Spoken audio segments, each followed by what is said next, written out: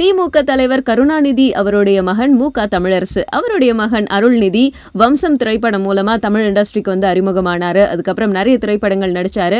இவருடைய திரைப்படங்கள்ல வந்து ரொம்ப பரிச்சயமான திரைப்படம் மௌனகுரு, லேட்டஸ்டா வெளியான ஒரு கண்ணியும் மூன்று களவாணிகளும், இந்த மாதிரியான திரைப்படங்கள்ல நடிச்சிருந்தவர். அண்ட் இப்போ இவருக்கு திருமண நிச்சயதார்த்தம் நடந்திருக்கு. முன்னாள் நீதிபதியோடைய மகள் கீதனா அப்படிங்கிறவங்க கூட தான் இவருக்கு திருமண நிச்சயதார்த்தம் நடந்திருக்கு. இந்த திருமண நிச்சயதார்த்த விழாவில் கருணாநிதி அவருடைய சொந்தக்காரங்க, அதுக்கப்புறம் ரொம்ப நெருங்கின உறவினர்கள், நண்பர்கள் இவங்கெல்லாம் மட்டும்தான் வந்து இந்த ஃபங்க்ஷன்ல கலந்துக்கிட்டாங்க.